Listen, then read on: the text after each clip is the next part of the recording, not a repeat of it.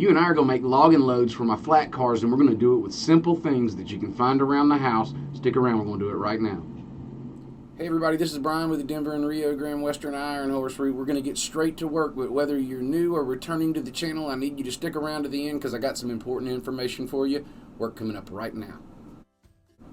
Alright everybody, I went to RailFest 2019 at the Mississippi Gulf Coast Model Railroad Museum, and I picked up 3 micro trains lines in scale flat cars for $5 each. Man, they were like brand new, everything with them, and it's all good. Alright, I needed to make some loads for them. I built a water mill and I put a spur in front of it so I can have some logging operations. So what I had to do is sit down and figure out how to inexpensively make myself some logging loads. And I did. I grabbed the same skewers that I'm building the water mill with to serve as my logs. And all I did was I measured them out on the flat car, and then I used some real sharp scissors to cut them. It made an excellent cut on the end that kind of looked similar to any kind of saw that would have been used out in the field. And so I cut them all up, and then I had a little one around here help me paint them, which made them look fantastic. Did an excellent job.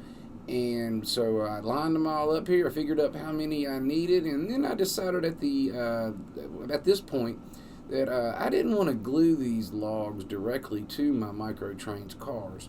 So what I decided to do was cut a popsicle stick the correct length to serve as kind of like what would look like a piece of plywood that the logs would rest on.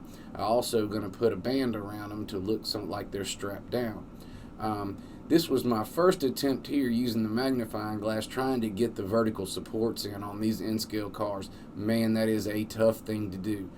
My suggestion, if you encounter a car like this in N-scale for sure, is that you get a tiny little piece of sandpaper, and maybe one that would even fit on the tip of your finger would be great.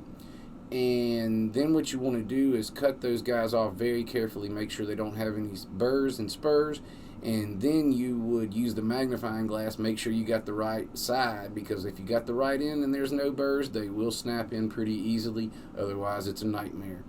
On the first load, everything was kind of a trial and error. I actually had some fabric glue that I tried to use, and right here, and I have no idea why, probably because it was just sitting there. And so I determined that I needed 9 logs to make a good little stack, and that also brought my car right to 1 ounce, what it should be. Alright, I used black twist ties flattened out over the top of the logs to give the impression of a strap going over holding them down. Again, I had my little one who painted these, and she did a fantastic job. I got to thank her very much for that.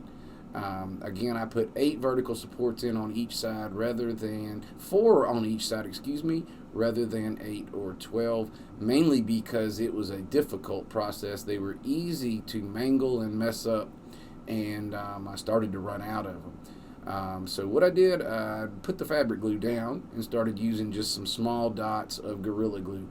I never intend to take these logs off of the plyboard, but I do intend to possibly need to or get them off the flat cars. So all I did on the second and third cars, as the first one as well, when I did secure them, I just put a little bit of white glue on the microtrains flat car base and put it in there.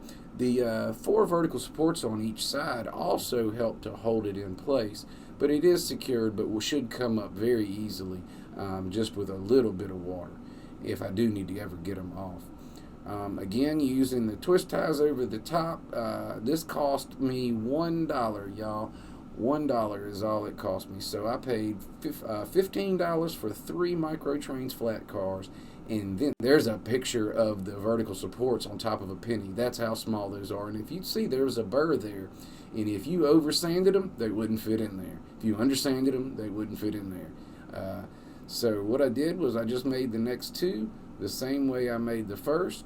There was a little trial and error in the first one, but we put them together. Again, I put 4 vertical supports on each side, and I started to get them in a little bit better and a little bit easier as I went.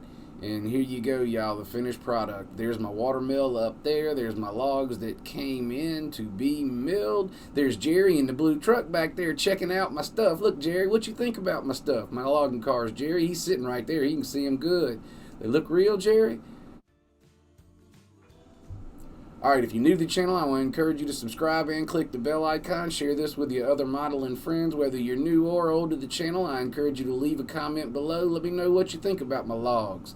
Also, I'd like to encourage you to send in your videos to the Community Roundhouse. There's a website. Our first episode came out on John's channel at Schuylkill River Valley just the other day. Go check that out. We've got a link to the webpage there where you can upload video contributions for our next episode, or the episode after that, or the episode after that. But our next episode for the Community Roundhouse is on February 12th at 6 p.m. Eastern Time on my channel right here, y'all. So don't forget to stop in for that. I also want to encourage you to tune in every Saturday morning at 10 a.m. Eastern for Trackside over on the Back on Track channel. Great live stream, bunch of good guys just having fun talking about model railroad. One more thing from you. If you haven't already, I need you to click right here, or click here, or here, or here, anywhere to stick around. Just stick around.